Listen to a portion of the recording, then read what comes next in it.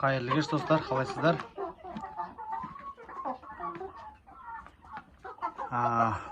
Бүгінгі әңгіме сіздермен тауықтарыңыз туып жүреді. Мысалға 10 тауығыңыз болса, күніге бір 8-9 жұмыртқа алып жүресіздер, бірден 2 жұмыртқа, 3 жұмыртқа алып қаласыздар. Сондай жағдайда не болуы мүмкін? Міне, соңғы сұрақтар осы болып отыр. Ондай жағдайда, яғни тауық мекендеріңіз семірді деген сөз. Яғни тауық семірсе, ол тумай қалады. Ол кезде не істейміз? Ең бірінші, мынау жеп атқан жемін бірден, мысалға, үстіп беріп атсаңыз, осы беріп атқан жемнің жартысын бересіз 3 күн бойы. 3 күн бойы бірден жартысын бересіздер. Егер одан өзгермесе жағдай, қайтадан жұмыртқа туу орнына қалпына келмесе, значит тауықтарыңыз сіздің уже май жинап алды деген сөз. Ол жағдайда не істейміз?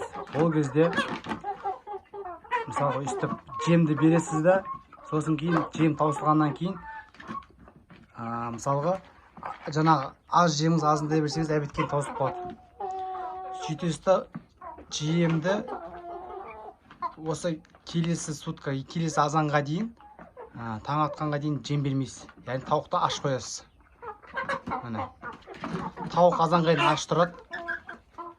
Суын беріп қоясыз. Тауық аш тұрады. Сосын кейін азанда жаңағыдай жем сататын жерден барасыз да арпаны аласыз. Арпаны аласыз. Сөйтіп арпаны осы жаңағы жеміне сап бересіз. Яғни арпа бұларды аздыртады. Қарны ашып тұрған тауық арпаны жесе де жейді, жемесе де жейді. Бұда басқа выбор жоқ. Сонымен арпаны жаңағыдай тек қана арпа бересіз ғой үшін. 3-4 күн арпа бересіз. Күндегі режимменен. Сонымен тауықтарыңыз қайтадан артық жаңағыдай майларын тастайды. Міне. Яғни бұл май жинаған кезде не болады? Май жинаған кезде жаңағы ішкі құрылысында, яғни жұмыртқаны байлайтын өзі организм бар, жаңағы органы. Сол уже оған жұмыртқа тұрмай қалады жаңағы майдан кейін. Былай шыққан кезде. Міне. Сосын кейін жемді көп береді. Мысалы, қосылып қалды ма, сразу жем салудың қажеті жоқ. Мысалы, осы бір жем ба, сосы жемді кешке дейін тауысу керек. Міне, артылса, ертесіне жеу керек. Үстіне салай берудің қажеті жоқ та. Сол кезде тауықтарыңыз семірмейді. Bir қалыпты түрде жұмыртқаларыңызды алып жүресіздер ағайын. Міне. Адлерский, Кучинский, Пушкинский, Загорский, Парковский барлығы австралоп та сол. Жаңағыдай семіруге бейім тауықтар. Бұлар семірді деген сөз уже жұмыртқа бермейді. Міне ағайын. Мен қазір бұларға жаңағыдай айызды 2 беріп атырмын. Уже бір пропойка жасап қою керек арасында. Айызды 2. Айызды 2-ні 3 күн. Одан кейін мынау, міне, метрофулин деген бар. Осыны 3 күн берем. Суын араластырып 1 литр суға метрофулиннен 1 қасық, айыздыдан 1 литр суға 1 миллиграмм.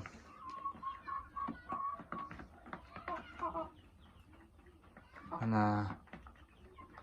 Бұларды уже құрама жемге өткізіп жібердім мен. Яғни 5 килограмм бидайға жарты килограмм жүгері. Артық қосудың қажет жоқ. Жүгеріні көп сала берсеңіздер семіп кетеді бұлар. 5 кило бидайға жарты кило жүгері, 2 кило арпа. Одан кейін мясокосный, рыбокосный мука. Сосын ана кормовые дрожжи деген бар, премикс. Міне сол бар құрамында. Ракушка мел бар. Ракушка мел бермесеңіздер ағайын, мына аяққа жатып қала беретін болады. Яғни сүйектеріне қатайту керек та бұлардың ше. Сол үшін ракушка мен мелді постоянно қосып жүріңіздер. Одан кейін менде өткенде болмай қалды. Негізгі андай камушки деген бар, сондай камушки әкеп қойып қою керек, өздері керегін жеп жүретін. Құдай қаласа ертең бар күнін әкеп қойсам, жаңағыдай камушкиді. Бұларға өте керек. Міне.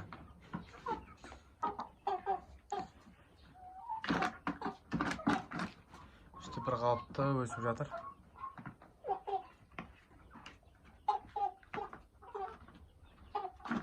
Құдай қаласа келесі айдың ортасында немесе соңына қарай уже бұлар жұмыртқаға кіруі тиіс. Есебі бойынша.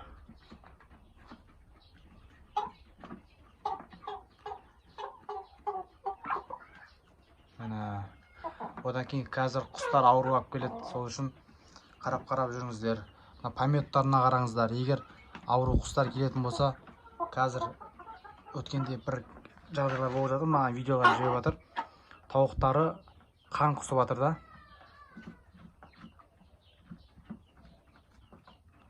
Ой, қан құсып жатыр деппін ғой. Пометында қан араласып шығып жатыр, яғни ол коксидиоз ғой жаңағыдай ше. Ол кезде сразу байкокс беру керек. Міне байкокс бірден ішіндегі жаңағы емдейді. 3 күн бересіздер байкокстан. Сол үшін пометтарын қарап жүріңіздер. Міне.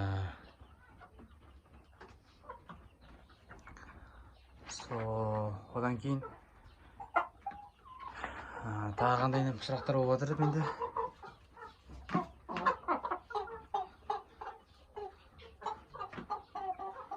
Бүйтіп қанаттарын бүйтіп жүрген бұл ауру емес, бұл жаңа ыстықтап жатыр ғой олар. Ыстықтан қанаттарын сөйтіп түсіріп алады, ол ешқандай ауру емес, одан қорықпаңыздар. Сосын үстерін қарап жүріңіздер. Бит кене дегеннен. Бит не болса, жаңағы барыс бар, барыстың қазір спрейінен көрі андай бір ампулада бар да, мынандай бір ампулада бар, көкімбек болады. Соның кішкене каплясын жаңа шприцпен сорып аласыз да, короче, сөйтіп тауықтың желкесіне жаңа кішкене тамыз қоясыз, көкімбек болады өз. Осының үстіндегі биттерді, кенені құтылудың бір тағы бір жақсы бір препарат сол екен. Соны тауып алдым. Міне. Мынау бұрышты өздері қазып өйтер.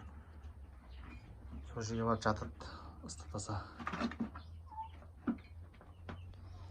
Мендегі жаңалықтар осы ағайын.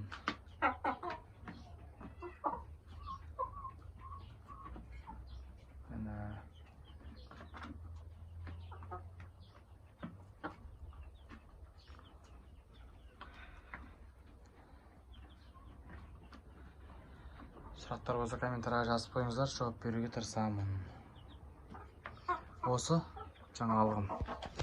Шаруашылықтарыңыз дами берсін, тек қана алға қазақ елі.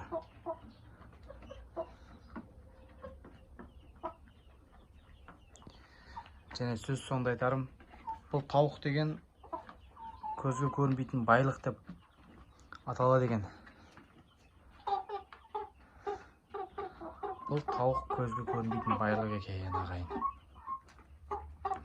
Асыраңыздар, құсты дамытыңыздар. Тек қана алға ағайын. Сәттілік барлықтарыңызға.